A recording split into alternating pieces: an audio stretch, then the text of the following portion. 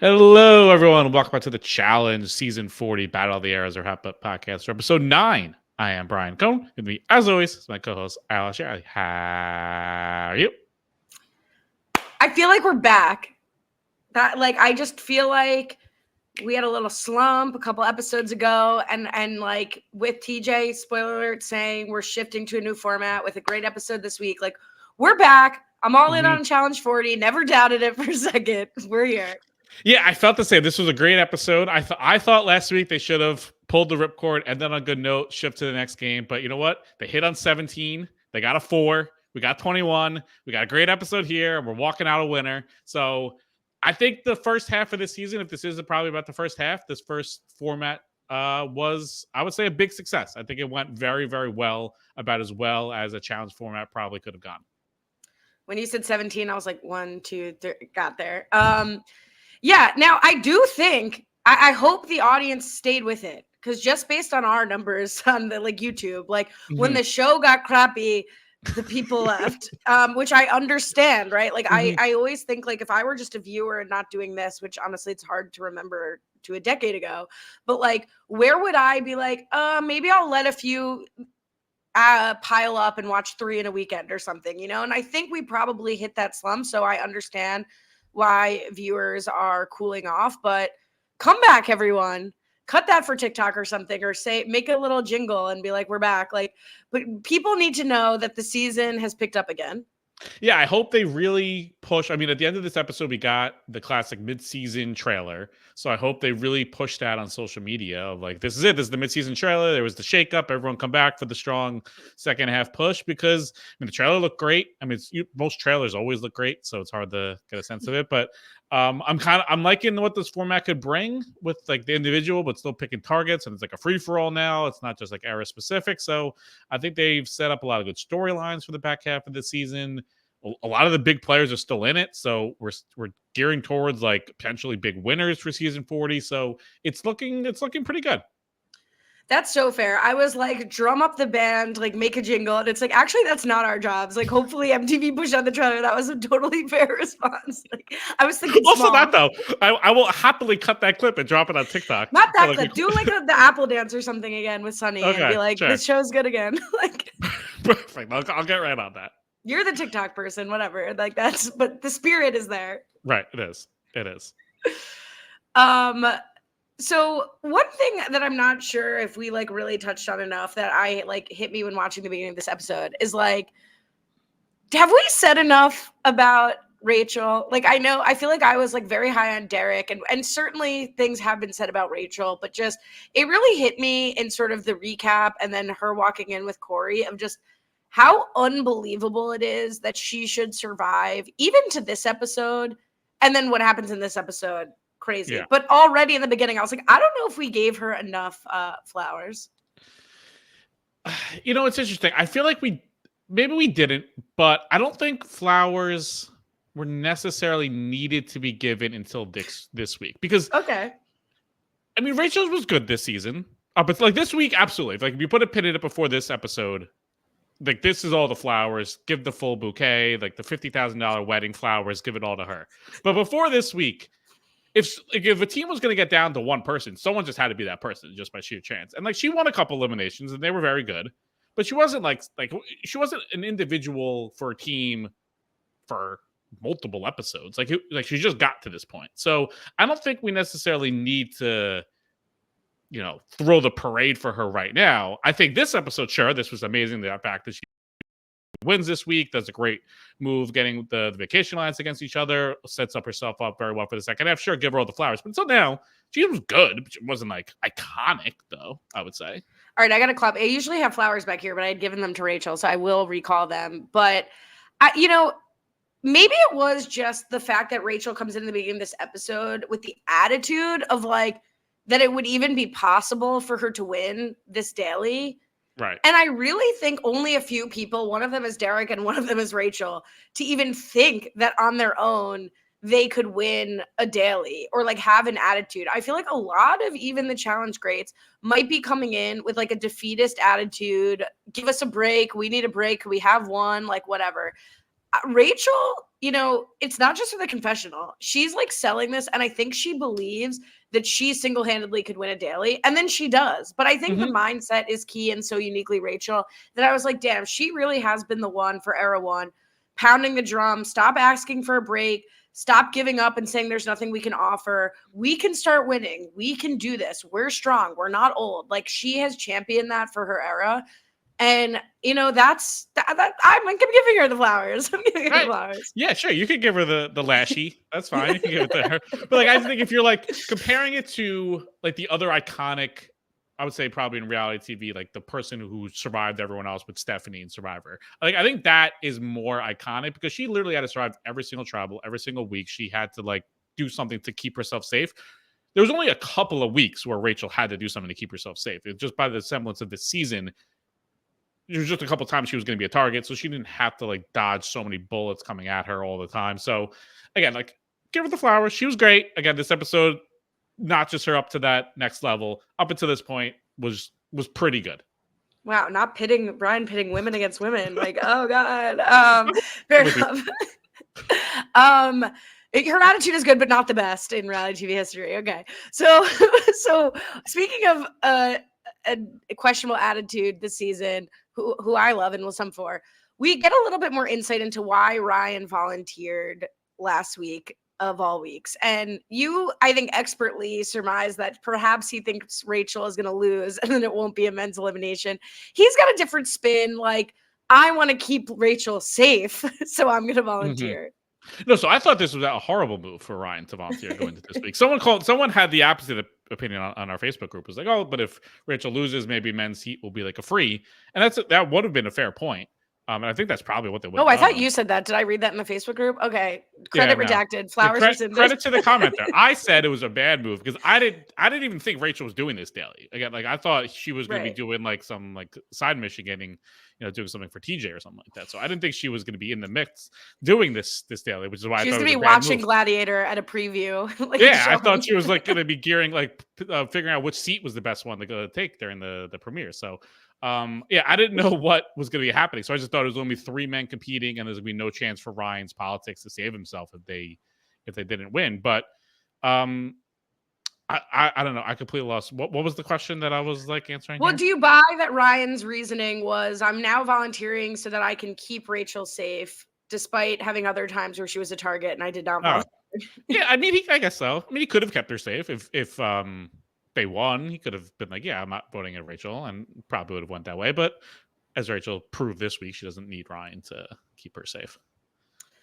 And then we get like the celebratory Vacation Alliance scene, which of course has to happen because we're going to trickle out into the demise of the Vacation Alliance, the dismantling. Not the Anissa erasure when they're like, we've made it through unscathed, and then she's grayed out in the image. It was unbelievable moment, just to completely gray her out multiple times. Like, they couldn't have just found photos where she wasn't in and just showed those, but that was so funny that they were just like, oh, let's gray her out like a Big Brother person. It was unbelievable editing. Also, like, why aren't they saying it's other than Anissa? Is it just that it doesn't fit the era's story or out of sight, out of mind? Because like, if I couldn't come to like an RHAP event and you, Scally, and Brian, I'm forgetting Brian, Matt, Scally, and you were like the challenge podcasters, I'd be like, why is no one acknowledging that I should be there, but I'm not? Like, no parens being like, just missing Ali and everybody else. Like, I would be so upset if I were Anissa and listening to Tori being like, Casey, me, Josh, Devin, no hits this season, unscathed. Like, I'm the hit. I was there. Yeah. It's a pretty rough season for Anissa. I mean, obviously she went out early, and then the eraser here. Maybe not even a mention like, oh, we're doing this for Anissa. Just we get to talk like, oh, we're gonna do it. We'll do it for Devin, but we're not doing it for Anissa. Sucks. Now Devin, speaking of Devin, throws down quite a serious gauntlet of, after what Bananas tried to do to me and the love of my life. I'm editorializing a little bit, but after what he tried to do to me and Michelle, anybody who F's with Bananas does not F with me. And he's looking at Josh, who worked to save Bananas, Tori, who's got a relationship with Bananas. Like, And I respect that Tori is, or that even Michelle is like, Mm-hmm. I feel like that would put an unnecessary target on me. Like, if Michelle's not upset, why is Devin drawing this line? Yeah, it's a bit of an odd move for Devin to push this so strongly, but it is very funny, and in a sense, like it's the evolution of the names that Bananas is called. Because for a while, like when people wanted to take a shot at him, he would like from he should not be named. It was just called John, and I'm loving that Devin is just calling him the Banana Man. Like he's not just bananas, he's not Johnny. He's strictly the Banana Man, and it just sounds like a goofy cartoon character. Oh, we got the Banana Man over here. Like I love it. It feels like it de-threatens him a little bit just by calling him that. So for that part of it is very enjoyable. Yeah, it's a good point. It's like definitely delegitimizing him. Although I guess kudos to Bananas for making just being called Bananas not cartoonish. Like the Mm-hmm. original nickname is also quite cartoonish, but It he is. has given it secondary meaning here. But yeah, I think Josh is really sitting there sweating. And I will say, I'll go out on a limb. I feel bad for Josh this episode. I think the Mm-hmm. Vacation Alliance is like pretty unfair to him. Yeah, Josh has taken a lot of heat the last couple weeks, and some of it's his own doing of feeling like he owes so many people to so many people. Maybe he's just like too nice of a person. He needs to stop being friends with so many people. Like now, all of a sudden, he's best friends with Rachel, puts him in a tough spot. He's obviously best friends with all the Vacation Alliance people. So maybe Josh needs to start being more of a jerk to people outside of the house. That way, he stops building up more friendships. But it's just because Josh, I think, has expanded beyond, like you're saying, the Vacation Alliance. I really think it's like a Nick Jonas jealous situation where Tori is still close with Jordan. And if she had to pick between Jordan and the Vacation Alliance, I don't know what would happen there. But they're okay with that because that works for them. And then Mm-hmm. Devin is with Michelle, who's not in the Vacation Alliance. But they're aligned because that currently works for them. Well, what happens when Michelle has to choose between Tori and Olivia? Right? Mm-hmm. Like, then is Devin gonna start like getting cut off by Tori because you aligned with Michelle and you couldn't control Michelle with her pre-existing relationships? No. So it's unfortunate for Josh that his relationships that extend beyond the Vacation Alliance, which everyone has, are, you know, mattering to the Right. gameplay right now. And I'm sorry, Devin, that you didn't look outside of your circle and make relationships with Rachel. Good for Josh for broadening his circle outside of like the new crop of contestants. Don't hate the player, hate the game. Like I have a lot of respect for the relationships Josh has made.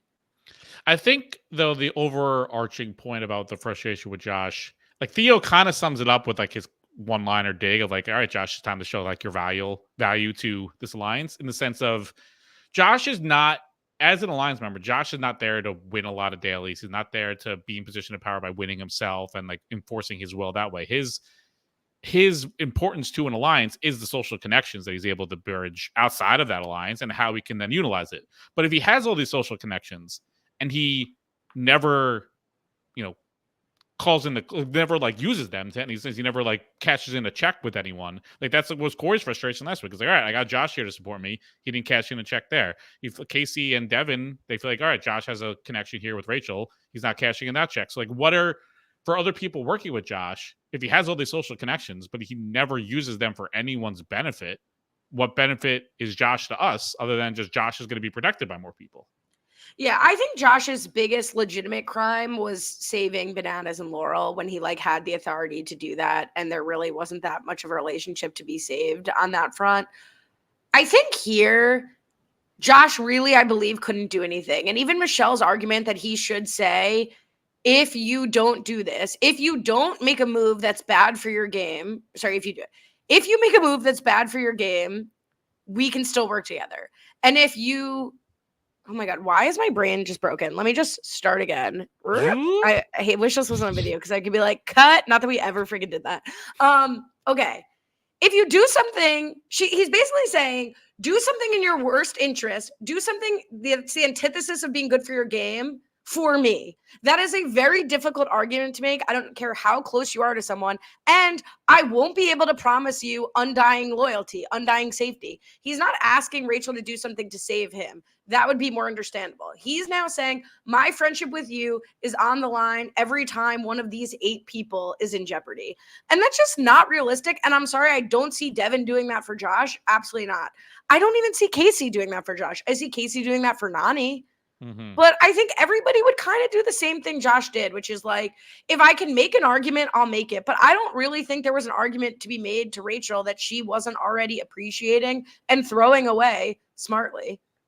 Yeah, it was very similar to the situation Josh was in last week, where the decision was like 95% made, and they were just looking for Josh to just do the show of it, of push for Theo and Jenny to do something to help the vacationalize, push for Rachel to do something to help the vacationalize. Even if last week just like throw in the team vote, even though it's for sham, like show some allegiance and like throw the vote in that team vote. Have the conversation with Rachel and say, you know, offer her something of returning her favor, or like she's in the group, or protect her, do something to try to save them. And Josh was just like, it's not going to happen. I'm not even going to like try to expend the social capital. And they were just hoping he would at least try. And I can't blame them for being mad for him not trying, but I also understand Josh's frustration of like, I'm not going to persuade these people to change their minds, and it's annoying now that I'm the one catching the heat for all this stuff. Yeah, I think there was nothing novel that Josh could offer.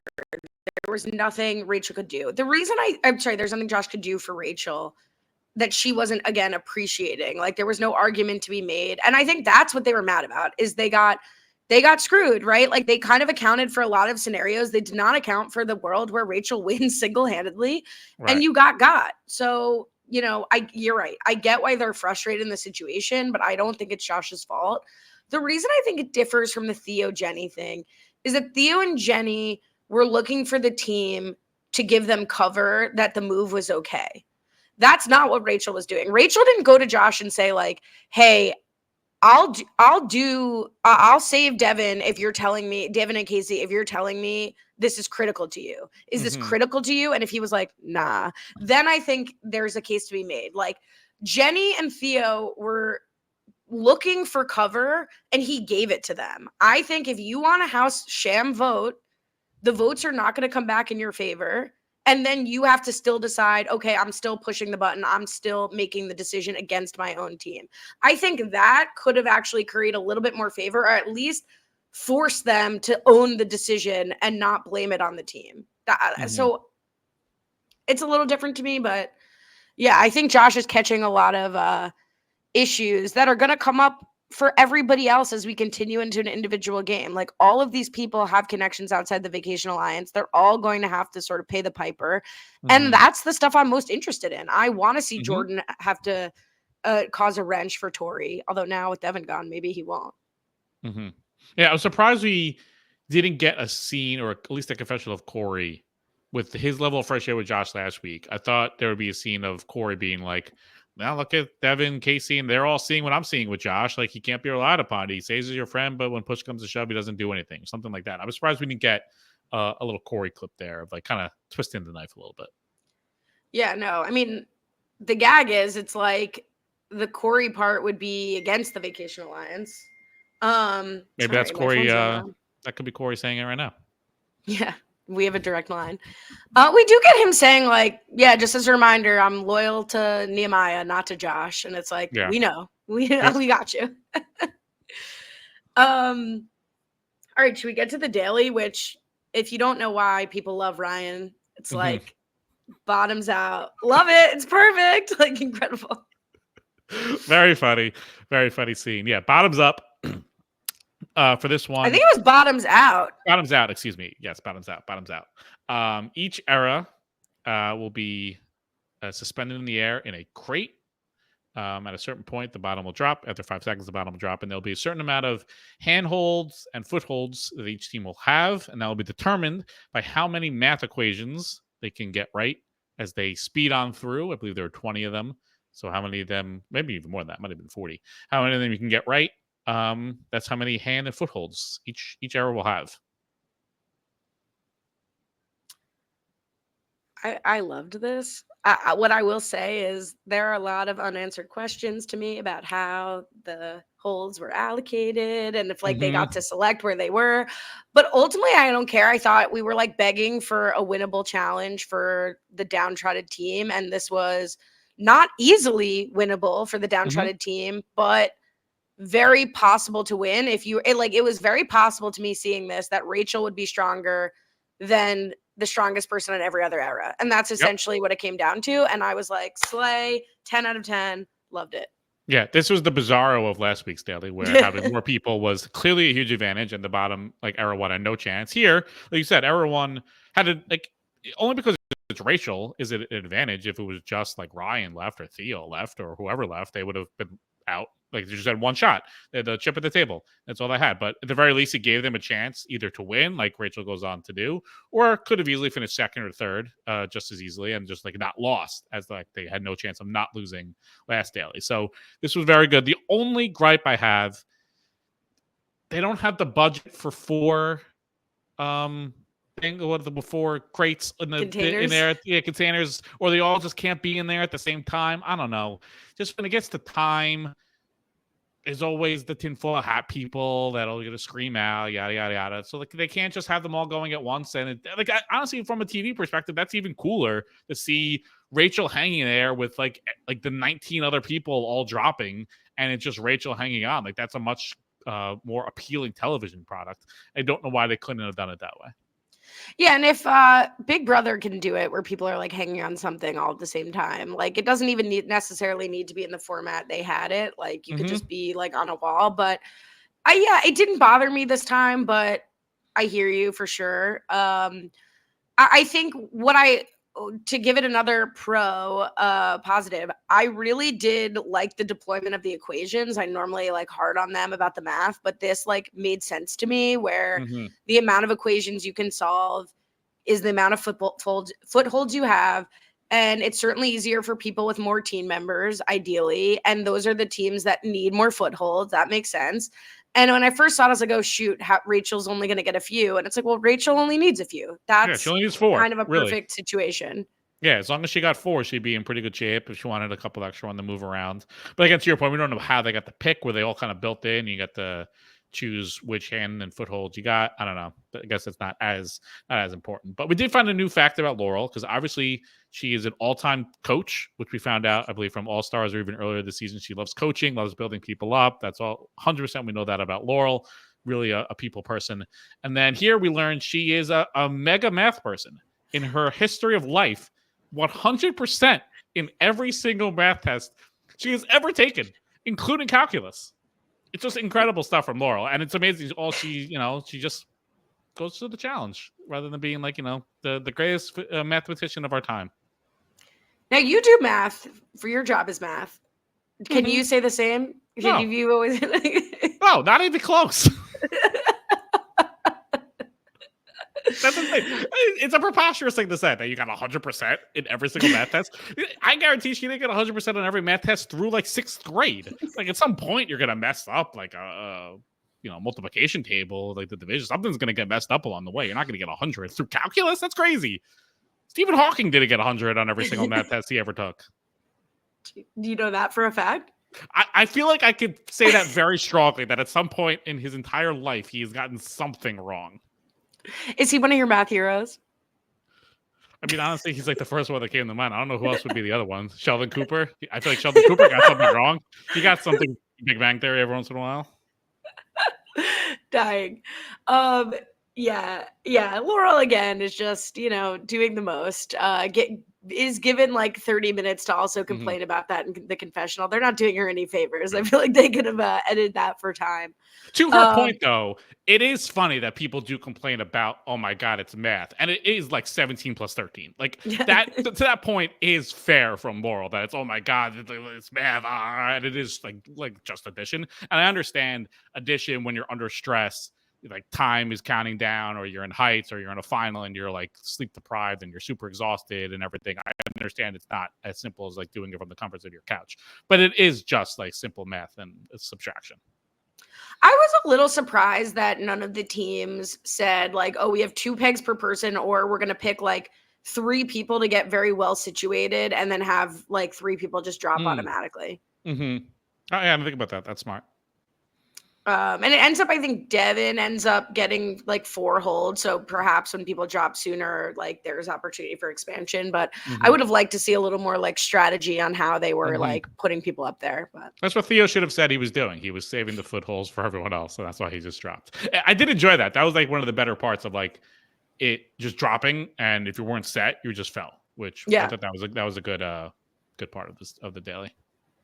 Agreed. And we get a little playtime joke for TJ being like, it always sucks to go first unless you're Rachel, like winner. So I was happy about that. But I kind of thought from the jump Rachel was going to win this. It just felt so built for her. Yeah, it did. It did. I mean, she did great. They did a decent job, I guess, with the editing too. They kind of cut off everyone's time at around like the 5:30-ish mark. And then we really had no idea how far they went from there. The only time they gave was Rachel at 14:48. I guess if they were close, they probably would have said like, "Oh, Rachel won by 2 seconds." So my guess is she won by minutes compared to, or at least 1 minute. I would say probably. But wouldn't that be cool to say too? Like Rachel won by 10 minutes, like whatever. And it's not 10 minutes, obviously, but I'm curious when like the professional podcasts come out or like like if anyone's going to talk about like by how much she won by. Yeah, they should include that. I don't know why. Especially if you're going to give one person's time, give everyone else's time. I mean, it's only 3 more. It's not like you have to list out 20 people's time here. So Rachel wins, and Era 3 loses. Tori and Devin going straight in, which sets up just like the perfect situation for what we wanted for this daily, for this elimination. That it could be the Vacation Lads going in against each other, but there is still the dangling carrot of Laurel as a potential option to go in, which is always appealing. So this worked out absolutely perfectly from a storytelling perspective about how the rest of this deliberation is going to go. 100%. And I'm sure I'm not alone in saying that. At no time did I think Laurel and Ryan were going to go in. But I think they did a really good job, even of having Ryan kind of say, like, I think we're good, but could she decide that getting rid of Laurel would be too good an opportunity to pass up? Like, maybe. And I also thought, from Rachel's perspective, Rachel did an excellent job. Like, I don't think there's a criticism to be leveled about how well thought out this was. She saw the options. She very clearly explained why one was better than her for her. And in that sense, I still enjoyed the episode because I just thought it was so refreshing to see Rachel have such a strong command of the game, of all the players in it. She saw things really, really clearly. And the alliance unraveling was also fun. So what could have been just like a very boring episode with an obvious result, I think was a really fun, interesting thing to watch play out. Yeah, it was really great to just have Rachel be the decider as opposed to all these other weeks where it was 2 people and you kind of had to split the apple of who was running things. So it was great that all the conversations went right to Rachel, and she was able to hold her own little like focus groups of like everyone coming in and giving their pitch and where it stood. I thought there was some chance just because it is Laurel and Tori was going in, kind of similar to last week with the decision for Jenny of, do you take out like Akara and Rachel? It's rare to have a shot to get guaranteed one of them out. But the fact that Casey was the other woman there, the fact that it was like 3 of the 4 Vacation Alliance plus Kylan's kind of sort of with them also to a degree with like the Michelle connection and her connection to Nevin. So it was just like too much of an opportunity to shatter an alliance that it would have had to be the right decision. But because it is Laurel, it made sense that there was like Rachel had to take a step back and be like, wait, I have a chance to get Laurel or Tori out of this game. Like is this something I'm going to pass up? And I do think like the Ryan of it all has to come into play because Rachel has no one, right? Her whole era is gone and she has very few people that she can like really trust who also aren't super connected to other people above her. And I think like while Jordan probably makes the best sort of like he lays it out in a confessional of like, will Ryan though ever really be able to help you? And maybe the answer is no. But people thought that about Rachel. People thought that about Era 1. And Ryan's a real ride or die. And the Vacation Alliance is like, yeah, sure, definitely. Like, we'll work with you going forward. And like, on what basis? They have 20 years of friendship. I just never saw her putting Ryan in. Yeah. And if she's thinking what they were all thinking last week is, all right, it didn't happen last week, it's got to happen this week with the game breaking open. They don't know what the format's going to be. What if it's like the men voting in the women and all of a sudden having Ryan and Derek there for 2 guaranteed votes for Rachel, all of a sudden that matters a lot more than who cares if Rachel or Derek never win a daily. If it's a house vote all of a sudden and like their votes, like that could matter. So it's not a bad thing to have people that are fully ride or die with you is still in the game as opposed to anyone else. Totally. So then we go to the night out, and I just have to, like, I feel like I've been hard on Casey this season. I don't want to be, but like her pitch to Rachel being like, our relationship's kind of unspoken, and like I know you don't like to talk game. It's like, what, you just start out insulting her. And like, what are you talking about? Rachel talks game. Like, you haven't been bothering because you're too busy complaining that Jenny makes no social relationships. You're resting on your own relationships and you haven't bothered to talk to Rachel. I was like immediately offended when she started her pitch like that. Yeah, that was really bad. We haven't really seen Casey have to pitch anything in a while. Like anytime she either makes it really far in the game and there's no real choice, or there's other people deciding things for her. So it was kind of eye-opening to see how bad she was at this. But and to your point, like she was complaining that Jenny wasn't doing the thing that she's admitting to not doing herself, of reaching out to other people, saying, "Oh, well, it was implied that we're working together." It was to who? And I love Rachel's reaction of not calling that out to Casey. Again, like for television perspective, it would have been fun if they fought and like things like that. But from a game perspective, just say like yes to her, and then confessional be like, what is she talking about? Like, how, in what sense are we working together? So yeah, she handled that great. She handled it, and then like every single conversation she came in, like the men's side of it with when even the next day with Josh, but even here with Kylan coming in, and like the conversation with Devin, like she kept it open because I think she was partially open to being convinced to vote for Laurel and Ryan. And she was waiting to hear like an expert pitch to do so. And no one really gave it to her, but she at very least was willing to hear people out. Well, I think also what she was relying on is that when half of the Vacation Alliance goes home, I still want to be able to work with those people. So I'm going to hear you out. I'm going to respect you. I'm going to tell Kylan I'm rooting for you. Because when they come back, and then we got a graphic that I thought was a shocking spoiler, frankly, in the middle of the episode where they have Rachel saying like, when he's gone and she's gone, and they have Devin go away and they have Casey go away, and it's left with Josh and Tori. She's like, here's our new alliance. And I thought that was a big flop, Tina, to have basically the result of what ends up happening in the middle of the episode. Now, you could do what I did, which is like, well, they couldn't possibly do that in the middle of the episode, so who knows? But I think that was also part of the plan, is like, be good as possible with everyone. Rely on the fact that nobody's had her back. You know, Era 4 could have saved her last week and they didn't. So tell that, you know, like, go complain to them, Casey and Kylan. Like, you guys had the opportunity to save me. You didn't.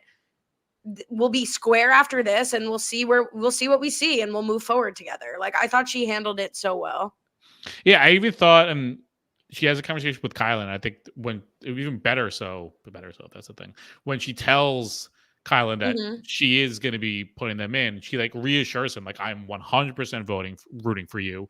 Like, I think we could be people that work together going forward. And I think that's also genuine. I think Kylan was the collateral damage. Like, obviously he's not super into the Vacation Alliance. He just happened to be the guy on board here, and he is a little bit more of a free agent that I think would work with someone like Rachel, and Rachel knows that, and knows that there's a pretty good chance that Kylan would beat Devin in an elimination. So she really sets the groundwork to try to keep him as a friend moving forward. Obviously it doesn't necessarily play out that way immediately with Kylan's target decision, but I think there was just no way getting around that in that particular moment. But I thought it was a good conversation to like set the groundwork that they could work together. And I think they could still work together if Rachel survives next week.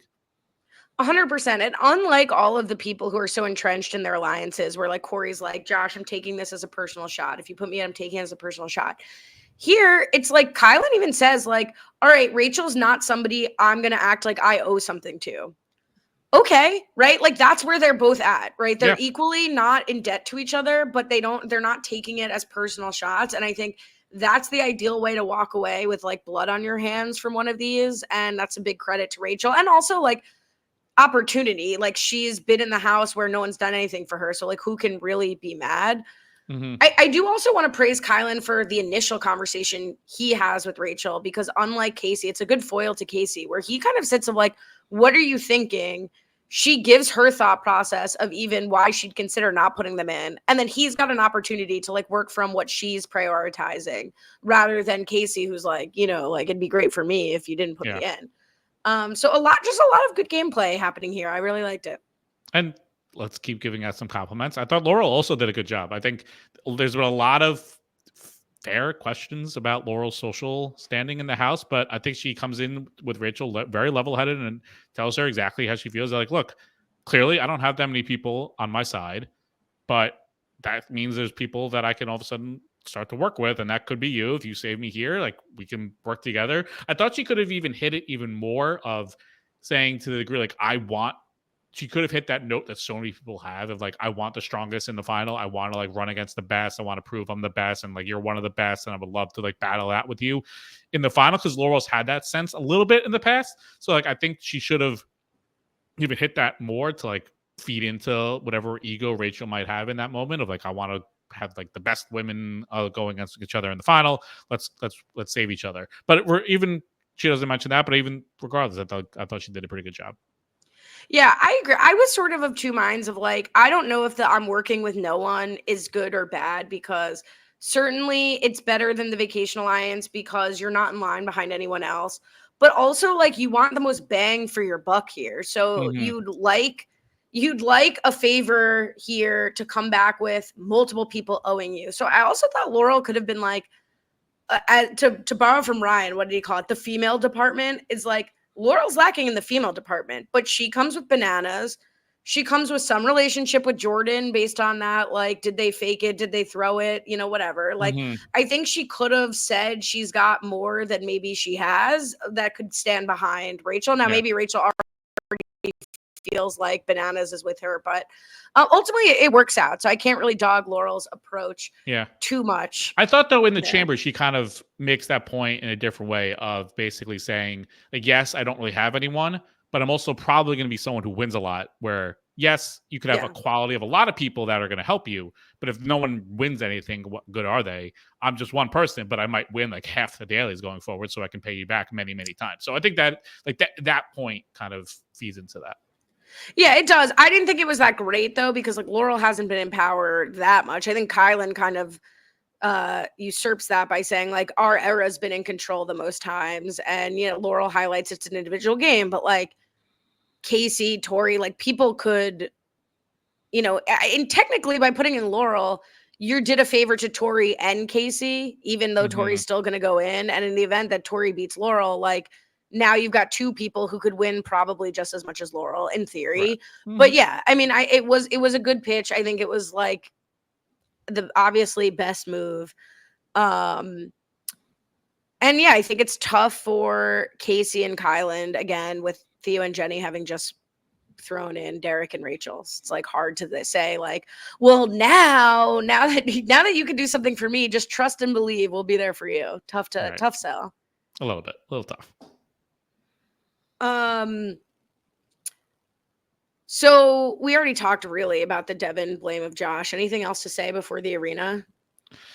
No, I mean, just the one thing in the chamber that was a little overkill was Devin. Like, we love Ryan, great guy, but Devin being like, "Oh, we got two behemoths waiting for me in an elimination with Kylan and Ryan." It's like it's you're not going to be like, "Oh, Ryan sucks," but it's also like to agree of I'm not that scared of Ryan. So I'm glad you brought that up. It's annoying to me, and we've been talking about it all season. It's annoying to me that the people who are going in are at the chamber and they're in the deliberation, whatever, and they're unwilling to like call someone out.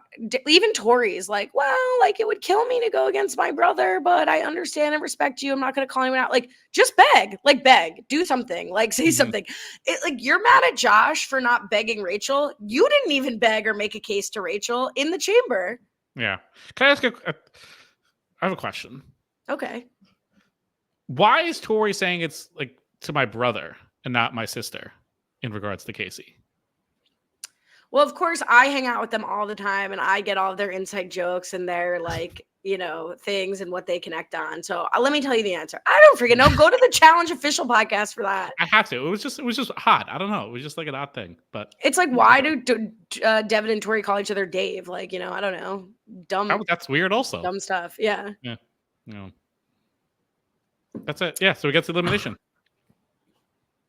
Cable. Go Anything? ahead. Okay, no, I was gonna say cable connection showdown. Very funny also right before when Rachel tells Kylan's going in and Kylan does the fake angry shocked reaction at the elimination. That was funny. Got a chuckle out of me. I got a chuckle when they showed the electrical currents and like cables and flashed Takara. I was worried we were going to cancel elimination because that's my PTSD whenever we see that type of thing. So, yeah, we got cable connection showdown. I gotta be honest, a little confusing about what the actual rules were. There were a lot of cables all piled together. You got to untie the knots basically, and then plug them into, and they connected to certain seasons. I didn't really understand that portion of it, but like you untied a bunch of cables and can put them into outlets. Was the sense? Literally, not me being Tina. Like, I have disorganized cables at home all the time. Like, I'm constantly untying cables. Yeah, you could not pay me to care about this elimination. And what a waste for Tori versus Casey.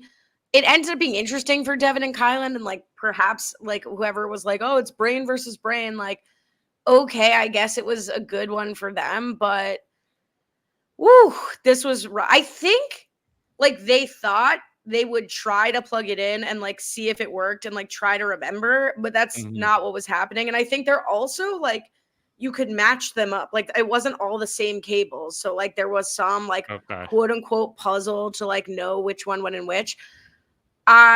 This did not work for television. I hated this elimination. Like I did not care about this at all. I don't know why I keep doing this with my body, but I just didn't like it. Yeah, this was like a homeless man version of not like when the knot one of where you get to untie a bunch of knots and then put it back together with like the knots, like the all-time classic that they pretend is an all-time classic version of like knots. It was just so bad. And you know, I've obviously been preaching that I wish there was more physical eliminations all season. But like this needed to be a physical elimination. Like especially if you're about to shift up the game, like have the last one before individual be some type of physical elimination. Like this of all the ones was calling out for it. And I like that Bananas called out for Devin that, because I think this is something we've talked about, is like Devin's gotten very lucky in elimination choices and he kind of gets lucky here again, similar to the one he beat Bananas on. So I like that they put that extra dig in. They're like, yeah, you know what, Devin has gotten a little bit lucky through his time of like what the eliminations he's gotten has been. And this was weird. Like Devin just flubs it. Like he's just slow. It's a lack of urgency. No Chicken Little spirit. Like no Chicken Little. In my version of what that meant. I honestly think like Devin he had like so much success. Like think about his last like in Challenge proper. He comes off a wins 39 incredibly. Now he's like dating Michelle, has a huge win there. I just think the urgency is like not there. Like I think he was a little bit like lethargic. Like I got my win. Like I want to try to win and do the best I can. But I think for someone like Kylan, who's like so desperate to win and go far and make his mark, like it's a cliche, but I think Kylan just wanted it more. And I think Devin just didn't, the desire a little bit was gone. Like there was no urgency in him. Like he got his win. He got the girl. That's a double win. I mean, I hear you, but like he lost 40-2, you know, like he wasn't even in the mix. It was like Rome on the puzzle. Like he just was not even close. Like it was so humiliating. Yeah, it was very bad. It was very bad. On the women's side, it was the opposite, where I'm terrified, like genuinely terrified about what might hit social media in the next like 24 hours of the conspiracy between Tori and Casey. Like, oh, the challenge production queen Tori. Like, let's go to the videotape. Casey clearly hit it a half a beat before her. This is all for Tori. I'm so scared that we're gonna have another week of the tinfoil hat about these eliminations. But I mean, who's to know who actually won? You would think Tori probably won. This feels like an easier one to ref of people hitting buttons at the same time. There should be an easy way to tell who hit the button first. But of course, we have another close one here. Now, I've been humiliated before, certainly talking about this, but like, don't let what's happened with the Horacio Derek thing like scare you. Like, there's no way that this was going to be disputed. Like, I'm willing to say it. Like, it's not even like there was a questionable rule. Now, yeah, I guess maybe someone's like, oh, Tori's plug fell out, so she hit the button Mhm. first, but the whole board didn't light up, and they were like, no, once the plug's in. Okay, fine. Maybe there's a world that we're going to hear that. But if the dispute is just who hit the button first, I believe that they have that right without controversy. The Now, only controversy, humiliate me. yeah, the only controversy is like once like it goes boom boom, and we hear I couldn't tell who, but someone shouted out, Casey's got it. And it's like if Casey doesn't win, just cut that part out. Like, don't even put that in the episode of But like how somebody they also said Tori, like Jordan was celebrating, then someone said Casey. Like I thought that was more of like a 50-50 to Okay, like I hope build the so. suspense than it was just like everybody celebrating Casey and they're like, ba ba Yeah. ba, Tori won. Yeah, but I hear you. We're regardless, scarred. We've been we're hurt. scarred. We've been Yeah, hurt. bad. It's been bad this season. But regardless, I'm happy Tori won. Like Tori brings so much more to the back half of the season than Casey does, because just complaining about Jenny talking about the things that Jenny does. So I'd much rather have Tori in the mix. Curious to see where she goes from here. Obviously, she's now lost a couple of people very close to her. So very, very curious to see how Tori rebounds. I really am excited to see Tori with fewer ties. Like I miss Tori. I mean, I guess we never really had that because she started dating Jordan pretty quickly. But like, I want to see Jordan, like Tori, really have room to play outside of her like Anissa, Casey, Devin. Like we've lost 3 people that Tori like has a blood oath with that she'd probably throw herself out of the game for. Mm-hmm. And I think the only person left in that capacity really is Jordan. And he kind of won't let that stuff happen because he'd rather like step in himself. So I think hopefully like we might see Tori like have to make some new like inroads, like do some new interesting stuff, hopefully. I was surprised they didn't do a flashback to Casey and Nani going against each other mid final and elimination. Cause she kept saying, like, oh, it's so hard. This is the worst case scenario to go against someone you care about. And like she's already been through a worse elimination. That's fair. That is fair.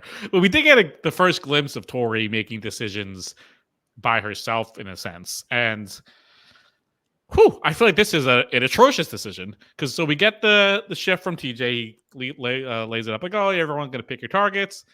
JK, we're not going to pick your targets. Well, you're still going to pick your targets, but the errors are done.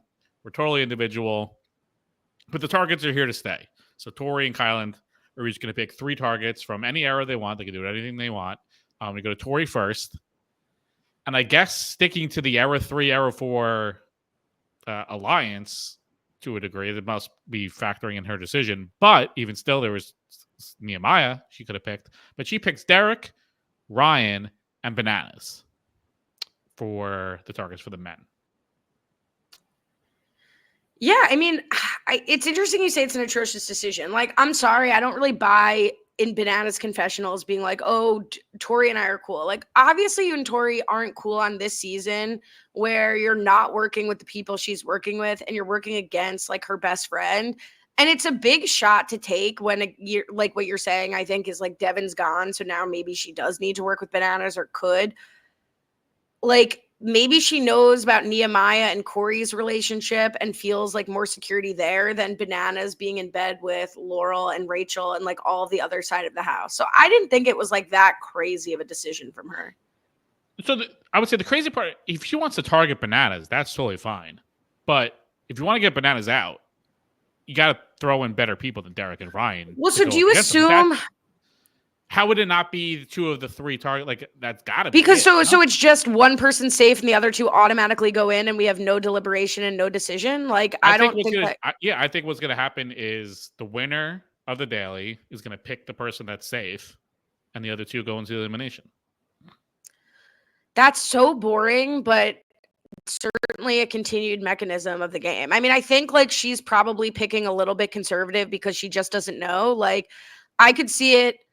Someone loses a daily and goes in, and then of the 3, the winner picks, or there's a house vote and then one of the 3 goes out. Like, I don't know. Like, I hope you're probably right. I just hope that's not the case. Cause like now we're really limiting the pool of people who are at risk for the entire episode. Like, that's so boring. And if one person has the decision, like one winner, and just saves one person, and we're going to go for there for another like 9 weeks. But if you're being, I mean, look, it's not, I wouldn't say it's a good decision. I wish there were 4 targets. Like, that would make more sense. But then it's like, I guess the person of the 4 who does the worst is the one that goes in. I don't know how they would do it. But I just think if you're being conservative, which I don't mind being in the first round of something, then don't say Bananas' name when based off the structure. It's the most likely scenario is 2 of the 3 people I think go in, and that's like sure, Bananas could lose to Derek or Ryan in elimination. It's possible, but if you want to take a shot at him, put Corey in there. I don't know. Put Nehemiah in there, or even like put someone better in there to take the shot at Bananas, like the Banana Man, like that. Otherwise, don't take the shot and be like conservative, and I wouldn't blame her for that.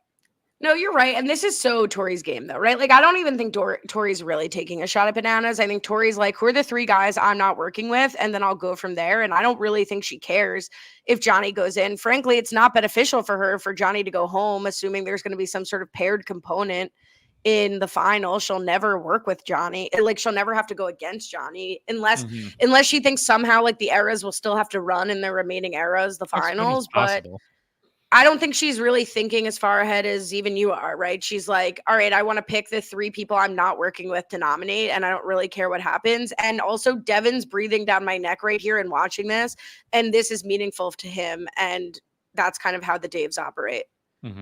Now, so Ryan was obviously picked, which honestly didn't even like connect in my head that you could pick the targets from this round to be it again. It clicked in my head when Kylan returned the favor on Rachel, and I feel like that's kind of BS because like the whole season was when you're a target, you can't be picked to be a target for a second straight week. And I know we're shifting what the gears of the season are, but I feel like that rule should have been grandfathered in that Rachel and Ryan should have been off the table for this week.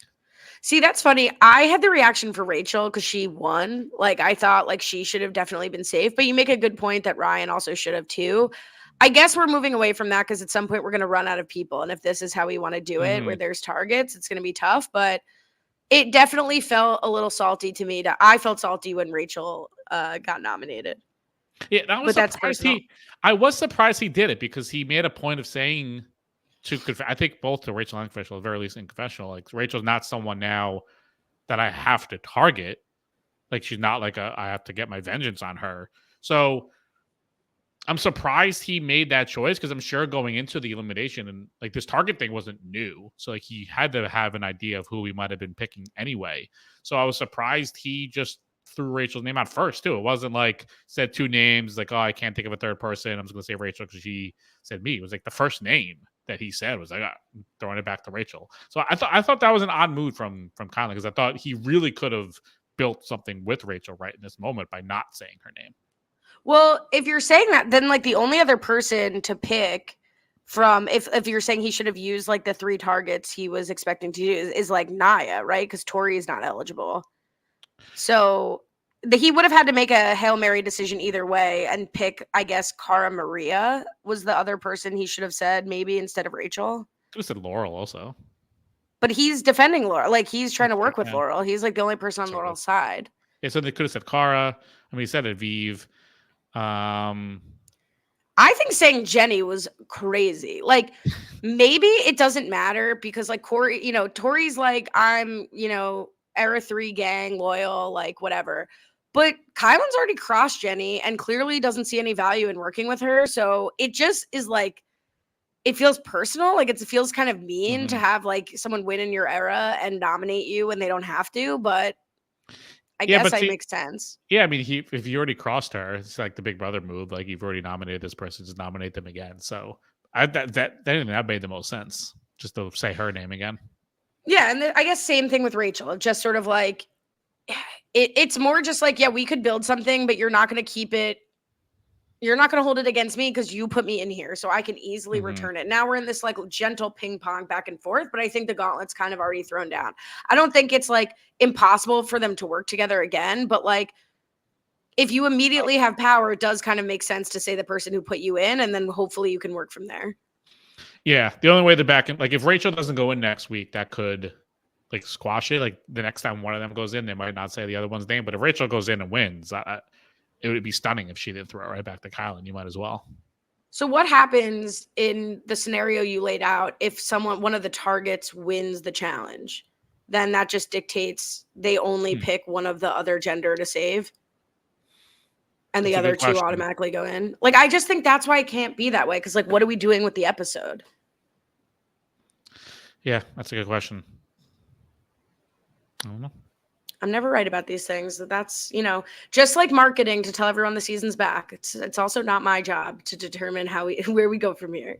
I mean, it could be maybe like, I would say best case scenario, I guess, is like of these 3 targets, maybe if whoever does the best is in power, whoever does the worst goes in, whoever does second is safe, and then whoever wins gets to pick whoever they want to go in. I don't know. That seems also kind of fishy. I don't know.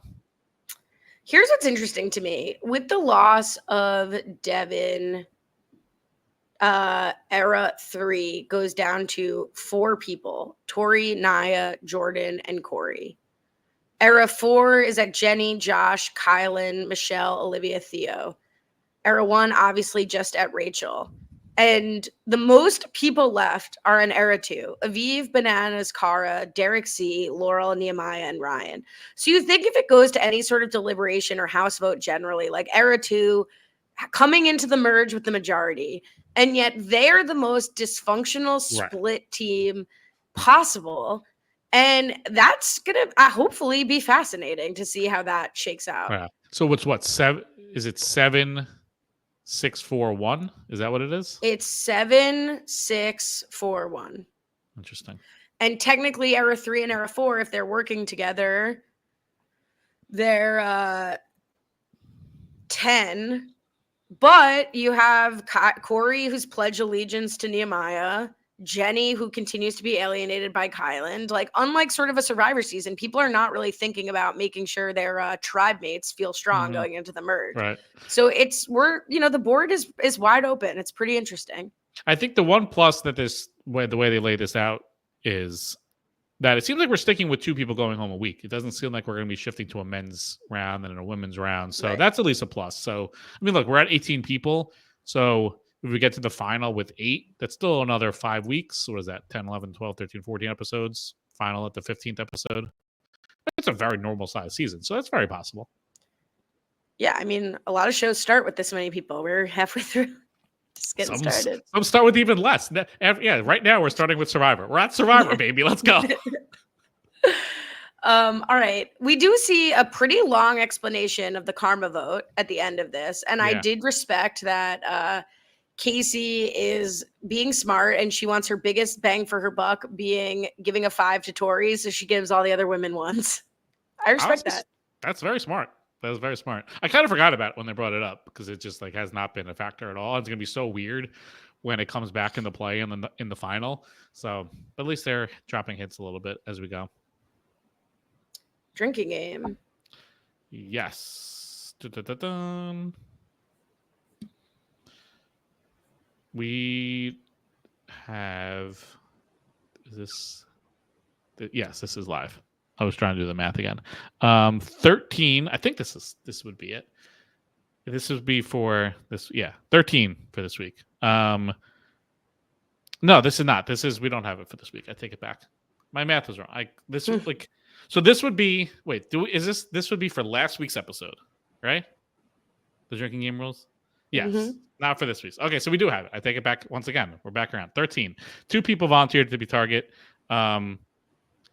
Avery and Theo. Wait, no, that would be for 2 weeks ago. Avery and Theo volunteering to be targets. Right? No, because they.